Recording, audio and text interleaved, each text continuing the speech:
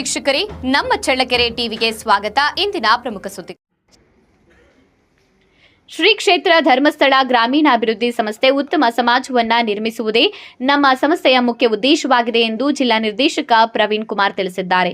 ಗುರುವಾರ ಶ್ರೀ ಏಕಾಂತೇಶ್ವರ ಮಠದ ಸಮುದಾಯ ಭವನದಲ್ಲಿ ಶ್ರೀ ಕ್ಷೇತ್ರ ಧರ್ಮಸ್ಥಳ ಗ್ರಾಮೀಣಾಭಿವೃದ್ಧಿ ಯೋಜನೆ ಬಿಸಿ ಟ್ರಸ್ಟ್ ನಾಯಕನಹಟ್ಟಿ 2066ನೇ ಮಧ್ಯವರ್ಜನ ಶಿಬಿರ ವ್ಯವಸ್ಥಾಪನಾ ಸಮಿತಿ ನಾಯಕನಹಟ್ಟಿಯವರ ಸಂಯುಕ್ತ ಆಶ್ರಯದಲ್ಲಿ ಹಮ್ಮಿಕೊಂಡಿದ್ದ ಪಾನಮುಕ್ತ ಸದಸ್ಯರ ನವಜೀವನೋತ್ಸವ ಕಾರ್ಯಕ್ರಮಕ್ಕೆ ಚಾಲನೆ ನೀಡಿ ಮಾತನಾಡಿದ ಅವರು, ಮದ್ಯ ವ್ಯಸನಿಗಳು ಹಲವಾರು ಕಾರಣಗಳಿಂದಾಗಿ ಚಟಗಳಿಗೆ ಬಲಿಯಾಗುತ್ತಿದ್ದಾರೆ. ಅವರ ಬದುಕಿನಲ್ಲಿ ಬದಲಾವಣೆ ತರುವ ಕಾರ್ಯ ದುಸ್ಸಾಹಸದ ಕೆಲಸ. ಆದರೆ ಇದನ್ನ ಮುಂದುವರೆಸಿದರೆ ಸಾವಿರಾರು ಬಡ ಕುಟುಂಬಗಳು ಆಸರೆ ಇಲ್ಲದೆ ಬೀದಿಗೆ ಪಾಲಾಗುತ್ತವೆ.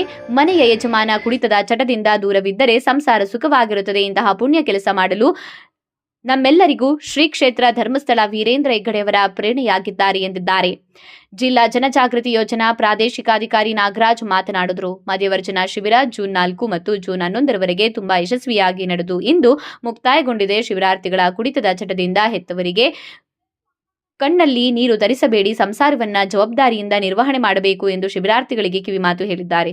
ತಾಲೂಕು ಯೋಜನಾಧಿಕಾರಿ ಜಯಂತ್ ಕುಮಾರ್, ಅಖಿಲ ಕನ್ನಡ ಜಿಲ್ಲಾ ಜನಜಾಗೃತಿ ಸದಸ್ಯ ಎಂವೈಟಿ ಸ್ವಾಮಿ, ರಾಜು, ಮಧ್ಯ ವರ್ಜಿನ ಶಿಬಿರದ ಅಧ್ಯಕ್ಷ ಲೋಕೇಶ್ ಆಚಾರಿ, ನಾಯಕನಹಟ್ಟಿ ವಲಯ ಮೇಲ್ವಿಚಾರಕಿ ಶಶಿಕಲಾ, ಮನುಮಯನಹಟ್ಟಿ ವಲಯ ಮೇಲ್ವಿಚಾರಕ ಕೆಆರ್ ಪ್ರದೀಪ್ ಕುಮಾರ್, ದೇವರಹಳ್ಳಿ ಮೇಲ್ವಿಚಾರಕಿ ಜ್ಯೋತಿ ಸೇರಿದಂತೆ ಸೇವಾ ಪ್ರತಿನಿಧಿಗಳು, ಸಾರ್ವಜನಿಕರು ಹಾಜರಿದ್ದರು.